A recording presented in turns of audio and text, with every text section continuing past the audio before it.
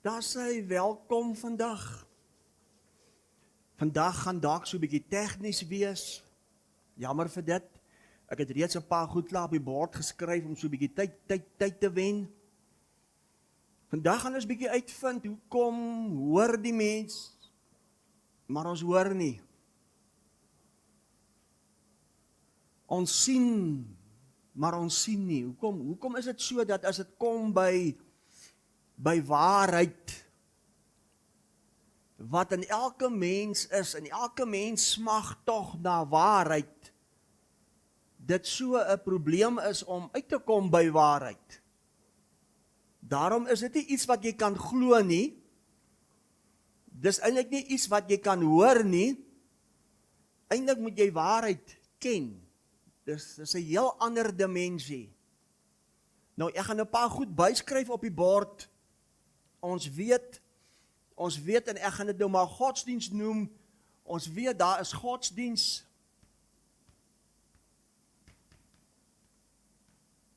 Maar dan is daar ook, of doktrine. Jesus het gepraat met gelykenisse met hulle. Hy moes verhaaltjies gebruik, hy moes stories gebruik, hy moet wêreldse strukture gebruik om 'n hemelse waarheid te openbaar maak aan die mens om dit te probeer verstaan. En dan weet ons is daar openbaringskennis. Ek gaan nie skryf openbaring kennis. Ons kan sê die woord. Wat is die woord? Die woord is 'n God wat gees is, wat gehoor, geopenbaar, verstaan, gesien word. Daarom kan jy kan net die waarheid ken. Nou, wat is die verskil tussen godsdiens, doktrines en openbaringskennis? Godsdiens hoor jy hoor dit elke Sondag. Is 'n oor hierdie. Anders sal dit nie goed lyk nie. Godsdiens hoor jy, en jy hoor dit. Openbaringskennis hoor jy en sien jy. Dis belangrik. Dis hoekom ek op 'n bord bedien. Dis hoekom as ek die tydlyne begin oopmaak en die konteks reg trek, dan begin jy sien wie jy eintlik is. As ons onder doktrine sit, onder godsdienst is, hoor ons, en dan gebruik ons wêreldstelsels en die oorloë en die oorstromings, en ons sê dis die eindtyd, want ons kan nie die waarheid, ons kan nie die openbaringe sien as die woord wat vlees geword het nie. Dis die verskil tussen die twee. Ons weet natuurlik dit is die Christusdenke. Ek gaan so skryf. Dis belangrik om te weet, dit is die Christusdenke. En ons weet die Christusdenke, Romeine 8 vers 6 sê, is die gees wat lewe en vrede dink. Dan weet ons, hierdie kant is gewoonlik die 5 sintuigdenke. Ons skryf sommer so, wat vlees dink, en al wat vlees dink is, dood, en vandag gaan ons uitvind, hoekom is dit so, dat as mense hier kom sit en hulle hoor van hierdie lewe, en hulle sê, wow, dis fantasties, dis wonderlik, jy hulle eintlik nooit weer sien nie, en hulle kies nog steeds. Hoekom? Hoe is dit moontlik, dat jy lewe en dood voorhou, en dat God die Vader sê, hy kies lewe, maar die mens kies dood. Wat veroorsaak dit? Hoekom is dit so moeilik vir ons om dit te vat? Of hoekom is dit so moeilik vir ons in ons eie bediening om hier te sit en jy sukkel om hierdie vryheid te geniet? Wat is dit wat ons weerhou van dit? Dit is so fantasties hoe God ons uniek gemaak het, sodat as ons dit gaan verstaan en ons kom uit by waarheid, kan niks ons stop of keer nie. dan het jy net hierdie uithou vermoë en hierdie deursettingsvermoë. Ek het self in die week al gevra, Here, is dit u uitsetting, nie uitsettings nie, is dit u deursettingsvermoë, die vrug van die Gees, is lankmoedigheid, of wat gaan aan dat ek nie kan ophou nie? Omstandighede, situasies maak het baie keer vir jou dat, vir die ou aan hierdie kant sou hy lankal gesê het, nee, dis genoeg, maar vir die ou aan hierdie kant, jy kry nie genoeg nie. Julle verstaan? Vandag moet ons uitvind. So, vergewe vir my as dit bietjie tegnies is, vergewe vir my, maar dit is belangrik dat jy uitvind hoe uniek jy eintlik is, hoe wonderlik God jou eintlik gemaak het met 'n rede, met 'n doel op die aarde om hom te openbaar as sigbaar, as die beeld en die gelykenis, en hoe uniek dit eintlik is. Kom ons begin, kyk wat sê 1 Korintiërs 6, vers 19. 1 Korintiërs 6, vers 19. Dan wil ek vir jou ietsie wys gou, wat ons moet snap, rakende dit, omtrent dit. 1 Korintiërs 6, vers 19. Vers 19 sê, ek gaan hierdie so sit, of weet julle nie, dat julle liggaam 'n tempel is van die Heilige Gees wat in julle is, wat julle van God het, stop, wat het ons van God, net die Heilige Gees, of het ons die liggaam ook van God? Ons het die liggaam ook van God, en nie net die Heilige Gees nie, wat julle het van God, en dat julle nie aan julle self behoort nie, so jou liggaam behoort nie aan jouself nie. Dan sê vers 20, julle is duur gekoop, verheerlik God met jou liggaam, in jou liggaam, met jou liggaam en in jou gees, wat aan God behoort. Nou wil ek eers met vir 'n oomblik net stil raak, en net tot die besef eers kom. God se begeerte was, as woonplek, as rusplek vir ewig, jou liggaam. Met ander woorde, die tempel is nie jou denke nie, dit is nie jou brein nie, is nie jou gees nie, God se tempel, God se woning, God se rusplek vir ewig is jou liggaam, en dit sluit in jou gedagtes, dit sluit in jou brein, dit sluit in elke orgaan in jou liggaam, dit sluit in, ek het 'n paar goed uitgehaal, dit sluit in vlees en been. Dink 'n bietjie. Dis hoekom Jesus gekom het om ons te kom red. Waarvan het hy ons kom red? Hy het ons kom red van alles wat ons weerhou om God te openbaar in jou liggaam. Om God te openbaar in jou longe. Om God te openbaar in jou spysvertering. Om God te openbaar in jou hart. Om God te openbaar in jou senuweestelsel. Om God te openbaar in jou denke, om God te openbaar in jou brein, om God te openbaar in jou hele wese as die Christusmens. So dalk beteken Christus denke iets anders. Dalk is jou hele liggaam, dalk is my en jou hele liggaam as wese die Christus denke. Want het jy geweet jou liggaam dink? En dis die deurbraak, die plek van vryheid, is nie wanneer ek my 5 sintuie of my 5% bewustheid gebruik om soos Christus te dink nie. Die deurbraak van vryheid is wanneer jou liggaam as Christus begin dink. Dan geniet ons vryheid.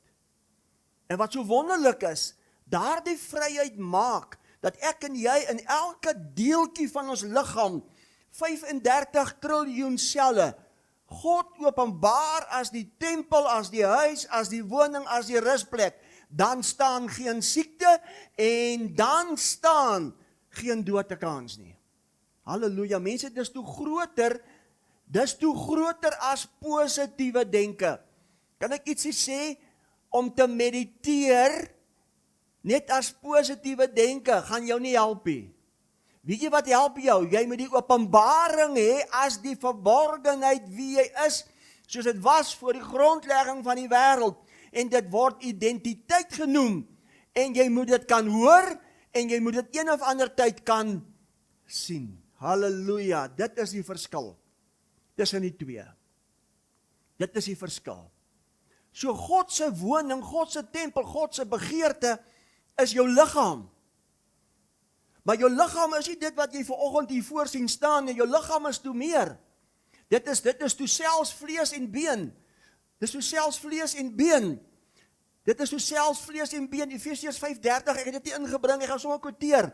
Ons is sy liggaam, ons is vlees van sy vlees, ons is been van sy been. Is dit nie groot nie? Nou het ek 'n bietjie gaan kyk, wat is die betekenis van die woordjie liggaam? Liggaam beteken 'n tasbare, lewende, eenvormige, fisiese realiteit. Met ander woorde, jy wat vanoggend hier sit, vat aan jou liggaam. Ek wil nie my mooi hemp moet vat aan jou liggaam. Jou liggaam waaraan jy nou vat, is God se begeerte, is God se woonplek, is God se rusplek vir ewig as 'n tasbare, lewende, eenvormige, fisiese realiteit. Daarom is daar net een liggaam, as die liggaam van Christus, dis ons, maar ook lede afsonderlik. Is dit nie groot nie? Kan ek ietsie vra? Het God 'n ander tempel? Het God 'n ander woning? So jy wat vanoggend hier sit, is God se enigste. As hierdie liggaam nou moet wegval, as gevolg van godsdiens, dan verloor God sy huis, sy woning, sy tempel op die aarde. Dink so 'n bietjie daaraan. Kyk gou wat sê 1 Johannes 1 vers 1 oor dit. Kyk gou wat sê 1 Johannes 1 vers 1. 1 Johannes 1 vers 1 oor dit. Wat van die begin af was, wat ons gehoor het, wat ons met ons oë gesien het, wat ons aanskou het en ons hande getas het, aangaande die woord van die lewe wat vlees geword het in 'n liggaam, vers 2, en die lewe is geopenbaar. Ons het dit gesien en ons getuig en verkondig aan julle die ewige lewe wat by die Vader was en aan ons geopenbaar is. Hoe is dit geopenbaar? In 'n fisiese vleesliggaam as 'n tasbare, lewende, eenvormige fisiese realiteit, en hier sit jy. Kan ek 'n radikale stelling maak? Die ewige lewe is nie in die hemel nie. Die ewige lewe is in 'n liggaam. Dis hoekom Johannes 17 vers 2 het Jesus Christus mag gegee oor alle vlees, om aan alle vlees die ewige lewe te gee. Nou gaan ek 'n baie radikale stelling maak. Ewige lewe, die woordjie ewige, jette, mag ek nie goed sê, Here, moet ek nie goed sê, ja, ek moet nie goed sê. Ewige beteken nie ewige nie. Ewige beteken eon. God het jou eon lewe gegee as 'n tydperk lewe, sodat jy moes uitkom by die ware as geopenbaar, verheerlik, onverganklik. Geen dood, geen siekte. Tasbaar. Dit was God se idee met Adam gewees. Adam moes dieselfde as Henog met God gewandel het, totdat Adam die dood nie meer kon sien nie. Met ander woorde, ewige lewe is 'n trappie, is net 'n stepping stone om jou op die aarde te hou. Daarom genees die sieke, daarom wek die dooie op, totdat ons die dimensie sal ontdek van die openbaarmaking as die verborgenheid geopenbaar as die ware. God in vlees sigbaar, die beeld en die gelykenis, hier staan hy. Maak dit sin wat ek nou vir julle sê? Is dit nie groot nie? En dan is ons vlees van sy vlees. Ons is been van sy been. Hy vlees beteken 'n liggaam met sagte weefsel wat die beendere bedek en deurtrek is met bloed. Wow! Dis hoekom as jy hierdie hand of hierdie vleesliggaam, as jy 'n sny maak, genees hy homself. Hoekom? Hoekom is dit so? Want dis die tempel, dis die woning, dis die begeerte van God. Dan beteken been, ons is been van sy been. Been beteken geestelik een. Been beteken 'n onbreekbare lojaliteit. Been beteken die fisiese lewe self. Wow, vlees van sy vlees. Been van sy been. Die liggaam van Christus. Ek wil hê jy moet die groter prentjie, die groter realiteit sien van wie jy eintlik is. Ek ruik iets brand. is dit buitekant. Sy sê dis buitekant, sê dis buitekant. Behalwe as dit julle ore is wat nou brand, vir alles wat ek te sê het. En dan sluit die volgende, jou senuweestelsel, sluit ook in as die tempel van God. Kom, spanning en stres is 95% die oorsaak van siektes. Kos vat trauma. Met ander woorde, jou hele senuweestelsel is nie maar net jou senuweestelsel nie. Jou hele senuweestelsel is die tempel, is die woning, is die rusplek, is die begeerte van God. Wow, wow, wow, wow. Wat is die doel van dit? Die hoofdoel van die menslike senuweestelsel is om as die liggaam se sentrale beheer en kommunikasienetwerk te dien. Dit koördineer alle liggaamsaktiwiteite, ontvang en verwerk inligting van die omgewing en interne organe en stuur seine om vinnig op stimulasie te reageer en by te pas. Sê dis alles die tempel van God. Sê dis alles die huis, die woning van God. So as ek en jy die Christus denke wil openbaar, as ek en jy die vrug as die Heilige Gees wil openbaar, as God as Gees in jou, sal my en jou senuweestelsel dit ook moet openbaar, my vriend, as ons kommunikasie. Die kernfunksie van die senuweestelsel is dit. Dit dra syne oor tussen die brein, rugmarg en perifere senuwees. Dit beteken nie jy het vere nie, jy voel vere nie. Perifere senuwees. Dit reguleer en koördineer alle liggaamsaksies en funksies.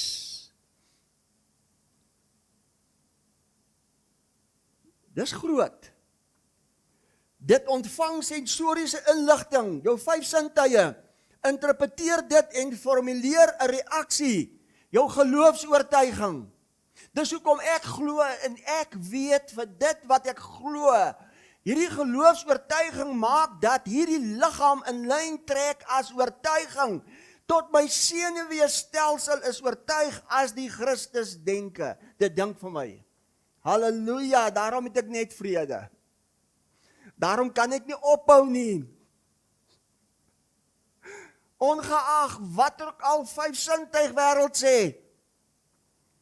Dit help die mens om by sy omgewing aan te pas. Onthou julle, die skepping wag mos vir die vryheid van die openbaring. Ek vertel vanoggend vir jou hoe gaan die skepping reageer op die vryheid. Daar sal moet 'n vryheid wees in jou senuweestelsel. Niks sal jou moet kan ontstel nie, want hierdie koninkryk is mos wat?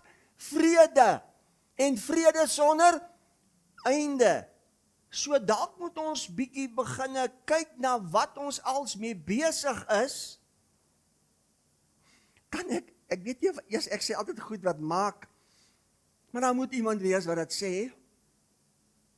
Met ander woorde, ek gaan myself gebruik, dit is nie so nie, maar ek gaan myself nou gebruik. Dit help nie, ek staan nie voor nie, maar ek is op antidepressante nie, want my senuweestelsel, elke einde van die maand is daar chaos, want ek is verboureerd. Sê my uiteinde is die, want ek het eintlik nog nie uitgekom by, maar dit is nie vir Rudy so nie.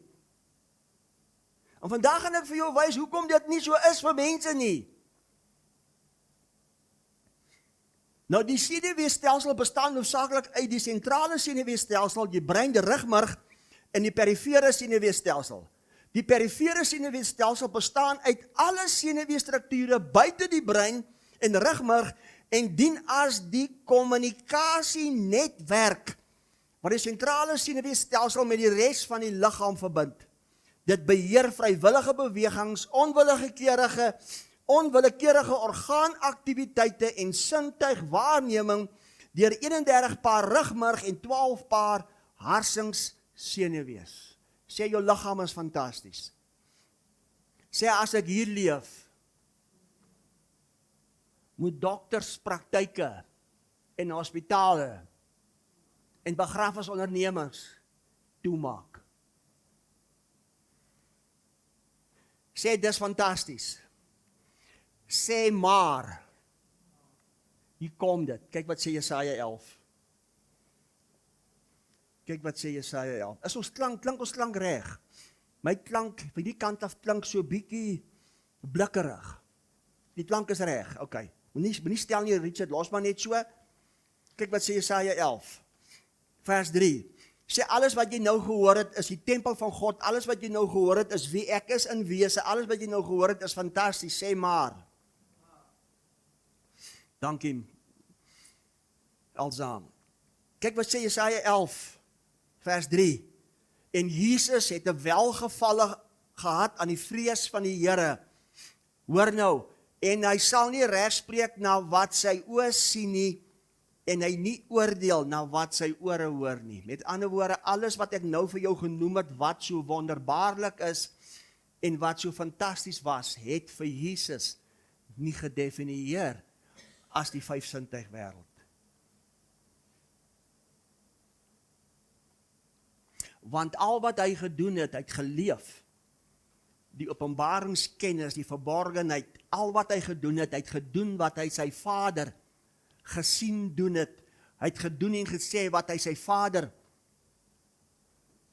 So vir my en vir jou om hierdie dimensie te manifesteer as die tempel, as die liggaam, as die Christus denke, sal die vyfsintuig wêreld nie 'n invloed moet hê in ons as ons mens wees nie. Kyk wat sê in Johannes 8:15.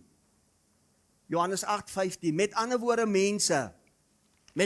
mense, jou liggaam met alles wat ons nou al gehoor het, jou senuweestelsel en alles sal een of ander tyd moet oortuig word as die tempel, as die Christus denke, sodat dit kan dink as Christus. So dit kan dink as die woning, as die tempel, so dit kan huisves die waaragtige, wie wat hy is, omdat jy jouself gaan begin sien soos hy jou sien. En dit gaan manifesteer die Christus mens in vlees, en hulle sal kan vat aan die ewige lewe. Halleluja!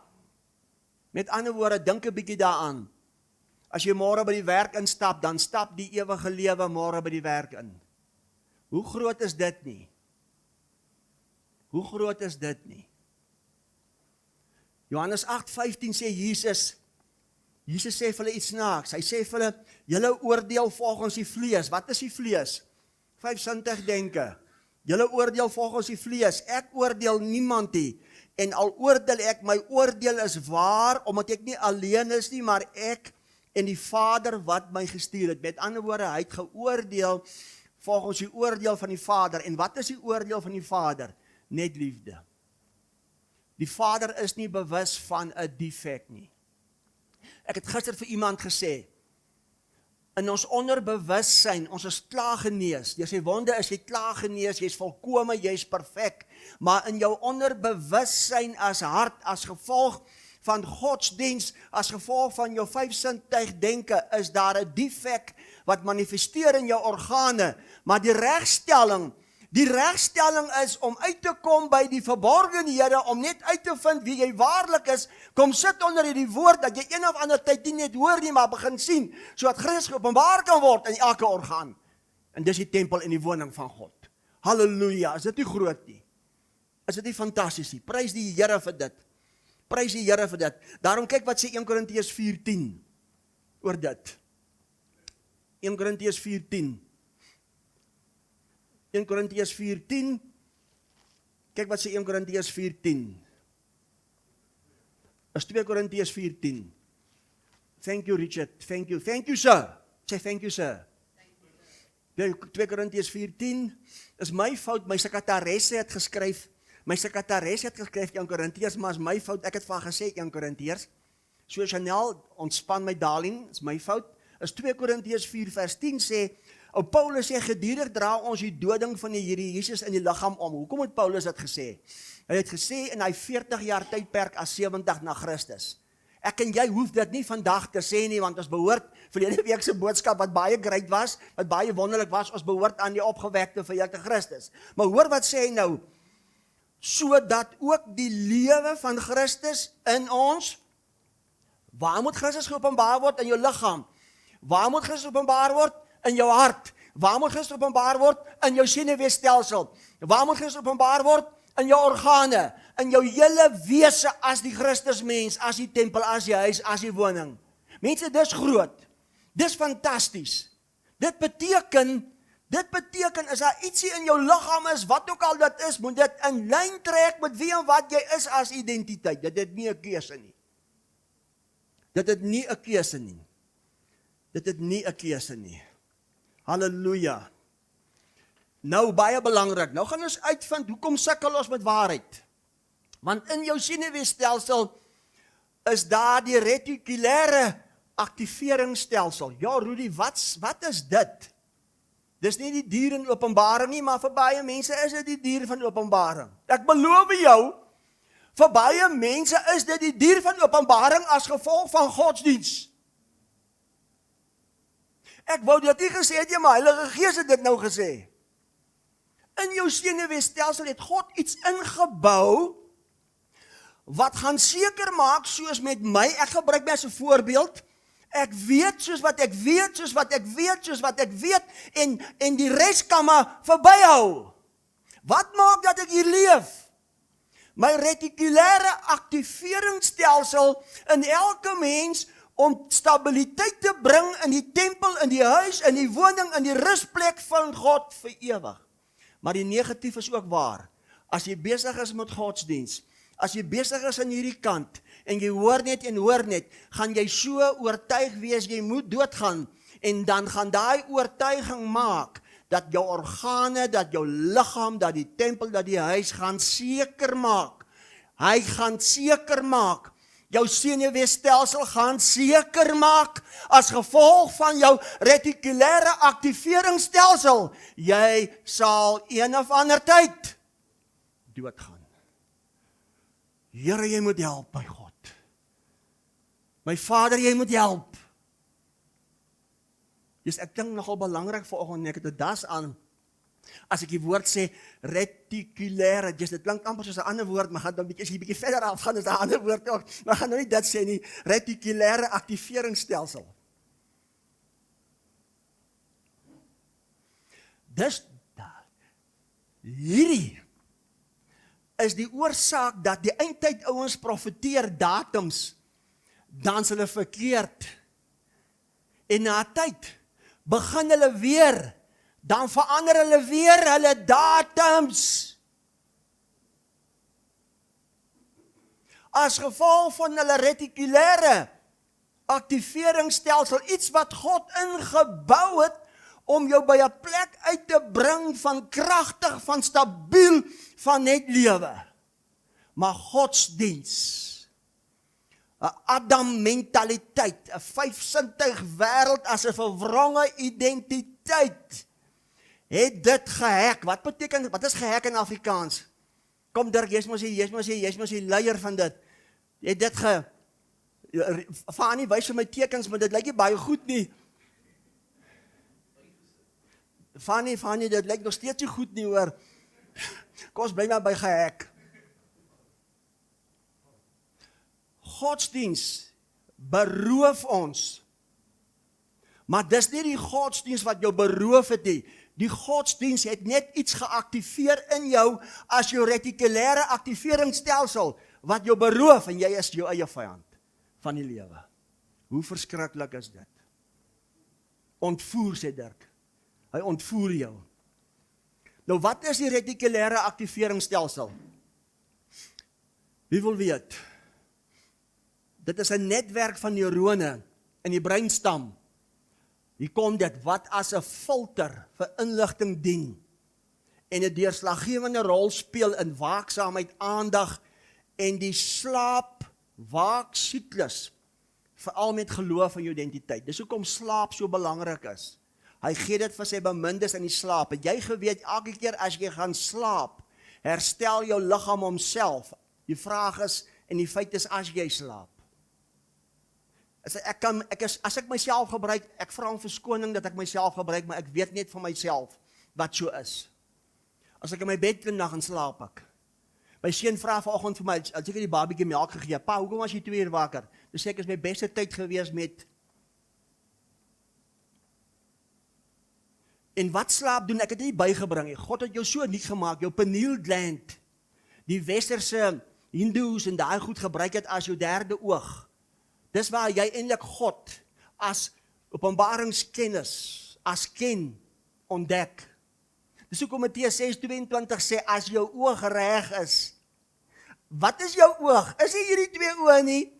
Is 'n geestelike oog. As jou oog, sê pineal gland, sê slaap, sê retikulêre aktiveringsstelsel, sê dis fantasties, sê dis die tempel van God, sê dis die Christus denke. As dit reg is jou hele liggaam verlig. Matteus 6:22. Ek het dit nie ingebring nie, Richard, ontspan. Nou wat doen jou retikulêre aktiveringsstelsel? Dit dien as jou brein se poortwagter of filter. Wat miljoene stukkies inligting wat die sintuie binnekom verminder na dit wat die bewuste verstand kan hanteer volgens jou geloofsoortuiging en jou persepsie wat jy van jouself het as identiteit.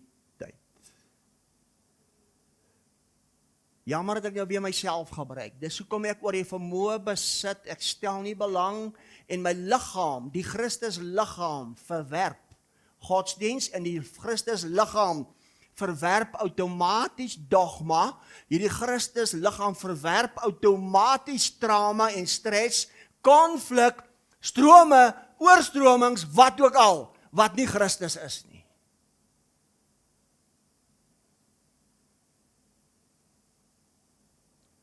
So met ander woorde, dit wat jy glo, word jy, het sy dood of lewe.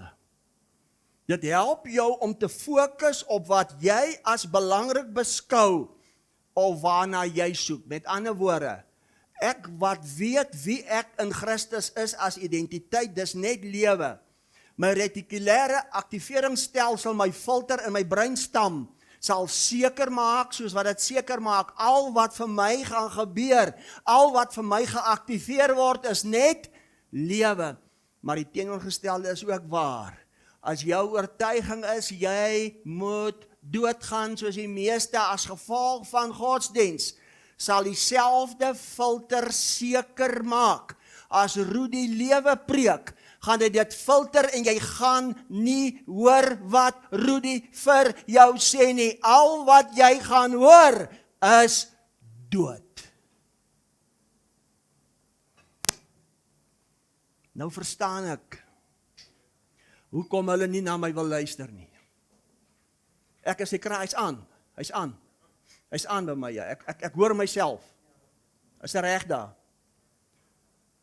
Nou verstaan ek hoekom mense nie na my wil luister nie. Hulle kan dit nie help nie, maar eintlik kan hulle dit help. Nou verstaan ek hoekom ons in ons pragtige bediening sit, maar ons sukkel met vryheid, want in ons is daar nog iewers 'n oortuiging wat nie in lyn is met die openbaring as die verborge dinge nie. Jy sien jouself nie soos God jou sien nie. Daarom sukkel ons met dit. Hoor julle wat ek sê, hoe fantasties dit eintlik is, maar hoe hartseer dit ook is. Hoe hartseer dit ook is.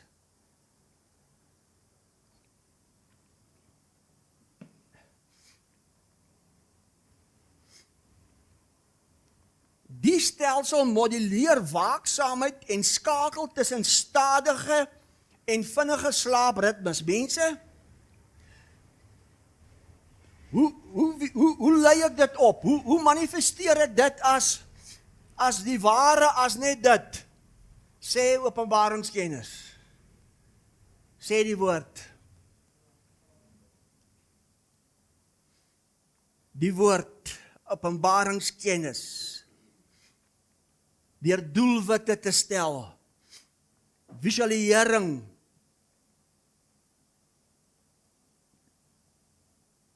jou ware identiteit, deur by 'n plek te sit onder 'n woord wat die verborgenhede kom openbaar, want alle verborgenhede het twee dele, die geestelike, soos dit was voor die grondlegging van die wêreld, en met die opstanding as wedergeboorte die sigbaar word. Ek is die sigbaar word van dit, en dit is dit, en my retikulêre aktiveringsstelsel sal seker maak, dit is dit. Wow. Dis waar my energie vandaan kom, dis waar my alles vandaan kom. Halleluja. Is dit nie mooi nie? Is dit nie kosbaar nie? Is dit nie fantasties nie?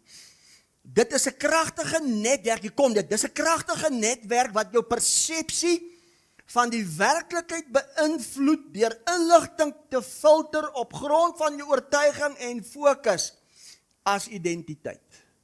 Dis hoekom as die wêreldstrukture kom met dinge met oorloë en brandstofpryse en goed, daai goed pla my niks.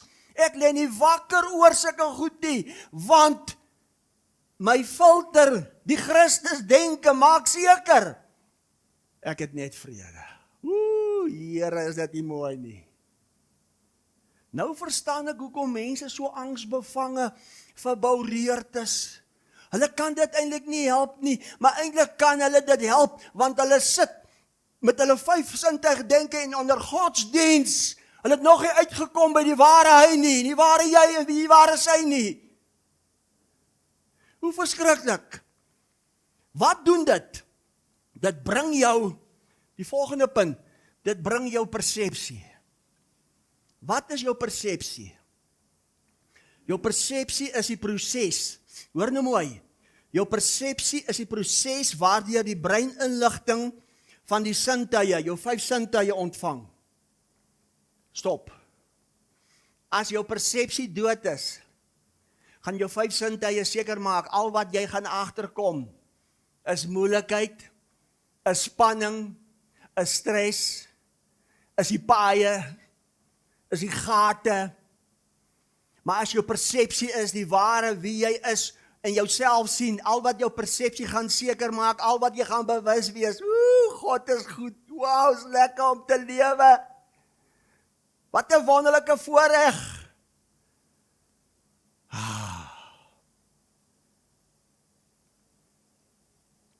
Is die proses waardeur die brein inligting van die 5 sintuie ontvang, interpreteer en organiseer om sin te maak van die buitewêreld. Kom, maak die buitewêreld sin vir die mens, dis chaos. Maak die buitewêreld sin vir Rudy, ja, want die buitewêreld wag vir die vryheid as die openbaarmaking om die buitewêreld vry te maak. Kan julle die verskil sien? Dis hoekom die buitewêreld kan jou beïnvloed. My vriend en my vriendin, die buitewêreld kan my nie beïnvloed nie, want ek leef vanuit my persepsie wat ek het. Persepsie, dit is die basis hoe ons die realiteit ervaar, gebaseer op huidige sintuiglike insettinge, sê is die moeilikheid, en vorige ervaring, sê die gisters, sê die verlede, asseblief. Hoekom maak ons nie klaar met die verlede nie? Hoekom is 99,9% se beklei en moeilikheid in huwelike die verlede? Hoekom kan ons nie ophou met dit nie? Ons kan nie ophou nie, want die retikulêre aktiveringsstelsel gaan seker maak, jy gaan dit sê en jy gaan dit dink. Behalwe as jy uitgekom het by, en jy klaar gemaak het. Want alles het mos niet geword in Christus, verlede week se boodskap. So sien julle, ons as die Christus denke is toe baie groter as net, dis 'n mooi dag. Maar die wonderlik van dit is,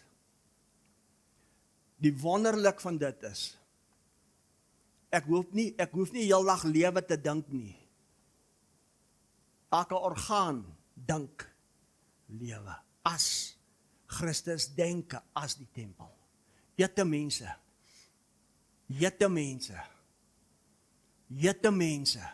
hoor julle wat ek sê? Die belangrike aspekte van jou persepsie Dit is die kontak wat die brein met die omgewing maak deur middel van sintuie soos sig en gehoor. Met ander woorde, hoe gaan die skepping vrykom as die skepping wag vir die vryheid? Jou eie persepsie, jou eie brein, jou eie senuweestelsel, jou eie retikulêre aktiveringsstelsel sal seker maak, is nie jou probleem nie, daar sal 'n vryheid wees. Maar die teenoorgestelde is ook waar.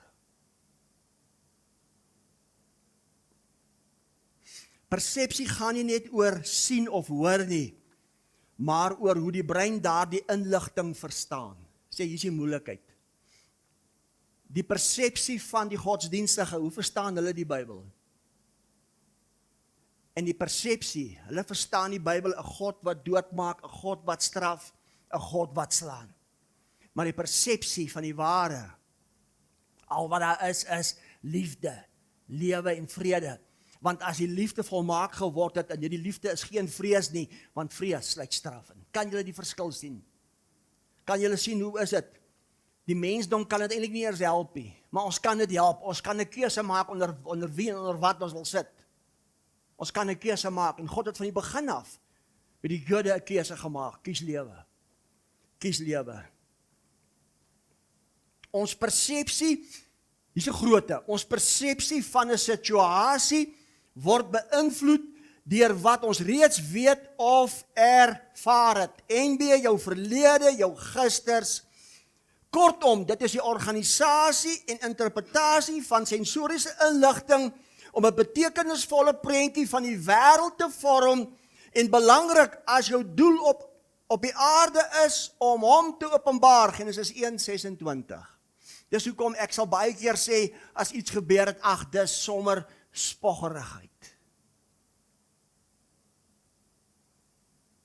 Dis hoekom as ons nog hierdie kant leef, omstandighede, situasies het 'n groot invloed. As ons hierdie kant leef, die waarheid, die ware ek, diskwalifiseer die omstandighede, die situasies, as gevolg van my persepsie, as gevolg van my filter, as gevolg van die ware. Dis hoekom Jesus kon in 'n boot op 'n storm, toe almal bekommerd en benoud is, hulle gaan vergaan, toe Jesus onder gelê en slaap. Dis hoekom ek gaan myself gebruik, ek vra om verskoning dat ek myself gebruik. Dis hoekom omstandighede en situasies maak dat ek kan lekker slaap. Rudy, is dit iets wat jy drink? Ja, daar is 'n pil wat ek drink. Hulle noem dit die gospel. Jammer dat ek myself gebruik. Wie anders moet ek gebruik? Ek kry pak slaag omdat ek myself gebruik. Dit alles is die Christusdenke. Wow. Dit alles is die tempel, is die huis, is die rusplek vir ewig. Is dit nie mooi nie?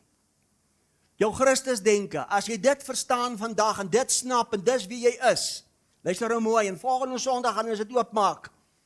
Ons het niks meer nodig van God, want die volheid is reeds in ons. Ons het wel 'n openbaring nodig as Christusdenke van wat ons reeds is, sodat ons kan sien, en daardie vrug in ons is ons lewe, omdat ons weet, ken, sien as 'n wese, die Christusmens. Kan julle dit vanoggend sien? Ek hoop so. Ek hoop ek verveel julle vanoggend nie. Openbaringskennis stimuleer 'n emosie. Ek onthou 30 jaar terug met my opgewondenheid by die mannekamp het hulle vir my gesê, Rudy, ontspan, jy hoef nie so opgewonde te raak nie, want oor 20, 30 jaar, my vriend en my vriendin, oor 20, 30 jaar was ek nog net so opgewonde, out of my mind, soos ou Paulus sê, maar as ek by my sinne vanoggend is dit terwille van julle, want elke keer as ek iets hoor en iets sien, skei dit 'n chemiese reaksie af wat 'n opgewondenheid in my aktiveer, en ek kan dit nie help nie, want die koninkryk in my is blydskap.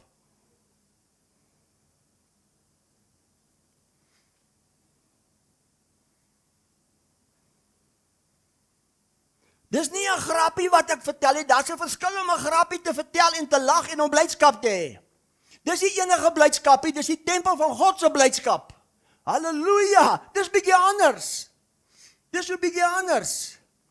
Dis 'n bietjie anders. Openbaringskennis stimuleer 'n emosie. Kom ek verduidelik so. Jy kan hier sit onder godsdiens, dan preek hulle 20 minute, ek skiet niemand af nie, ek wil net die realiteit op die tafel sit en ons besef wat is die waarheid. Hulle preek 20 minute en dit voel soos 'n uur. Dan kan jy in hierdie bediening kom sit, dan preek ons 'n uur en 'n half, en dan voel dit vir jou soos 20 minute. Kan ons die verskil sien? Behalwe seker vanoggend se boodskap, voel dit vir jou soos 'n uur. Openbaringskennis, die woord, stimuleer 'n emosie, 'n chemiese reaksie in jou liggaam, as die tempel van God, wat 'n gesindheid, 'n bewustheid veroorsaak, en dit onder jou aandag bring as gevolg van jou sintuie, en dit lei tot 'n optrede, totdat jou liggaam daardie chemiese reaksie aanneem as noodsaaklik en vir jou begin dink. Dit is hoe die Christus dink. Daarom kyk gou wat sê 2 Korintiërs 3. 2 Korintiërs 3 vers 5 sê, nie dat ons uit onsself bekwaam is, om iets as uit onsself te bedink nie, maar ons bekwaamheid is uit God, wat ons bekwaam gemaak het as dienaars van die Nuwe Testament, nie van die letter, maar van die Gees, want die letter maak dood, maar die Gees maak lewend. So hy dink vir jou. So positiewe denke gaan jou nie help nie. Jy moet die openbaring ontvang, die openbaring, die Engelse woord is so mooi, die revelation in jou, moet Christus openbaar en dit laat jou dink, maar nie net hier dink nie, elke orgaan, jou senuweestelsel, alles begin vir jou dink en jou persepsie, al wat jou persepsie openbaar, is die ware. Halleluja. En dis die vryheid waarvoor die skepping wag om ook te reageer. Prys die Here vir dit. Is dit nie fantasties nie? Kyk gou nou wat sê 2 Korintiërs 3:14. Ons is daar, so kyk wat sê vers 14. Vers 14 sê, maar hul sinne is verhard. Want tot vandag toe bly by die lesing van die Ou Testament dieselfde bedekking sonder dat dit opgelig word, die bedekking wat in Christus vernietig word. Ja, tot vandag toe wanneer Moses gelees word, lê daar 'n bedekking oor hulle hart. Wat veroorsaak die bedekking? Dis as gevolg van tot vandag toe. Die wet van Moses, die tydlyne is uit, ons wag vir profesieë om in vervulling te kom, tot vandag toe is daar 'n bedekking. Wat veroorsaak die bedekking en wat maak seker daar is 'n bedekking? Die filter. Wat is die filter in die mens? Die retikulêre aktiveringsstelsel maak seker. Daar's 'n bedekking, jy kan dit nie sien nie. Jy kan nie kom sit en dit hoor, maar jy gaan dit nie kan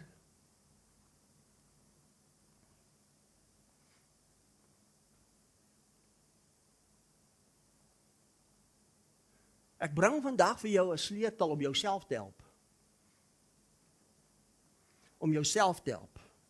Daarom kyk wat sê Matteus 13 nou oor dit. Kyk wat sê Matteus 13, vers 13. Matteus 13, vers 13. Is nog 'n lekker koue koffietjie wat lekker is.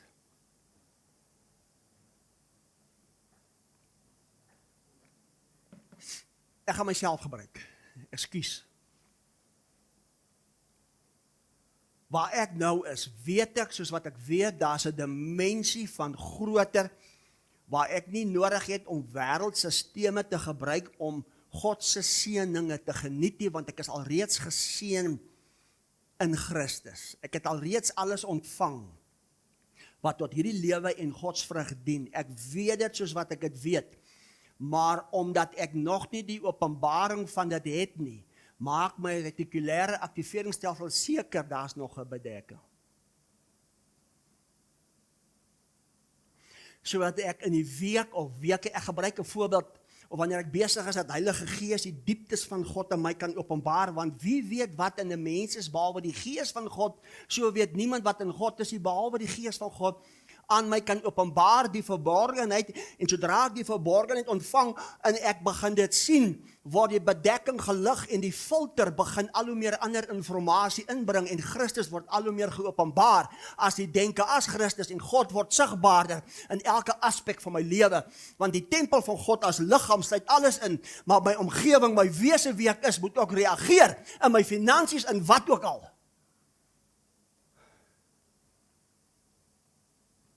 Jandrie het een keer vir my gevra, pa, wat gaan gebeur as ons uitkom by die bodem, as die volle manifestasie, as die volle openbaarmaking, as die verborgenheid geopenbaar, as die heerlikheid, die openbaarmaking, as die waarheid, as die ware, wie wat gebeur, dan verheerlik jy as onverganklik.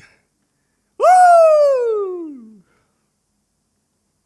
Dis reeds joune, wat jou weerhou, is of dit, wat jou persepsie gevorm het as gevolg van dit. Is dit nie mooi nie? Is dit nie fantastisch? Dit maak my opgewonde. Want ken jy my? Ek hou nie op nie. Ek het al vir party gesê en party het aanstoot geneem. Ek het vir God in 'n hoek. God raak op sy senuwees, want hy kan nie anders, hy moet dit openbaar. Want ek soek alles.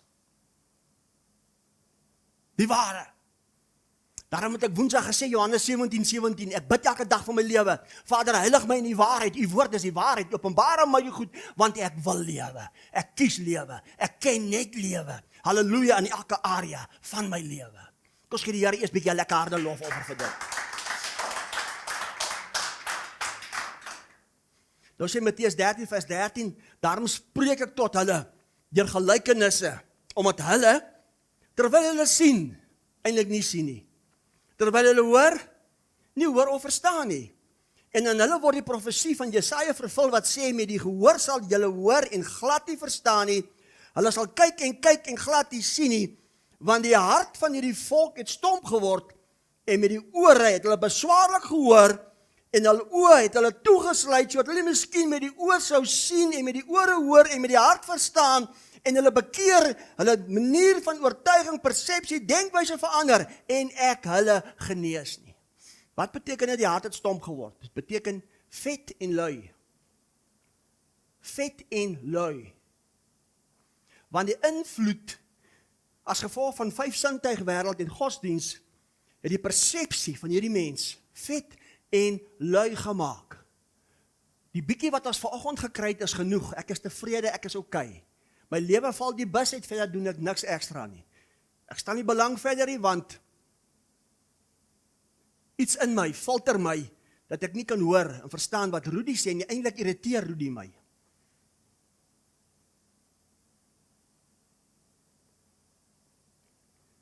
Jy hoor wat ek gesê het.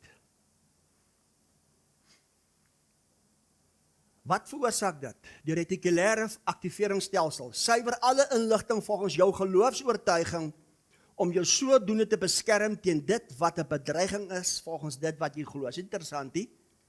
Sorry, ek gebruik weer myself. Ek bring hierdie goeie nuus, maar vir baie is ek 'n bedreiging. Wat veroorsaak dit? Hierdie bedreiging word genoem die kognitiewe dissonansie. En is die sielkundige terme vir die ongemak of spanning wat jy ervaar, wanneer jy 2 of meer teenstrydige oortuigings, idees of waardes het, of wanneer jou dade in stryd is met jou persoonlike oortuigings. Dit is die bedekking wat jou weerhou van die ken van waarheid as jou vryheid. Mense weerstaan nie die waarheid nie, die brein weerhou die mens daarvan as beskerming, om stabiliteit te handhaaf volgens dit wat jy glo, en as oortuiging jou identiteit. Is dit nie verskriklik nie? Daarom dit wat jy glo, word jy. Kyk wat sê 2 Korintiërs 10. Kan ek nog 'n bietjie aangaan, hoe laat is dit? Kyk wat sê 2 Korintiërs 10. 2 Korintiërs 10 vers 4 sê, want die wapens van ons stryd is nie vleeslik nie, maar kragtig deur God om vestings neer te werp, terwyl ons planne verbreek en elke skans wat opgewerp word teen die kennis van God, en elke gedagte gevange neem in die gehoorsaamheid van Christus. Waar is dit als? Waar is hy skans? Waar is hy skans? Wat beteken dit? Wat beteken planne verbreek? Dit verwys na diep gevormde gedagtepatrone, geloofsoortuigings. Rudy, jy gaan nie vir my sê nie, ek glo wat my pa geglo het, en my pa het geglo wat my oupa geglo het, en my kerk, en my politiek, en my rugby, moenie kom inmeng nie. En ek is nie bekommerd nie, ek het vrede, want Bob het my besonderhede.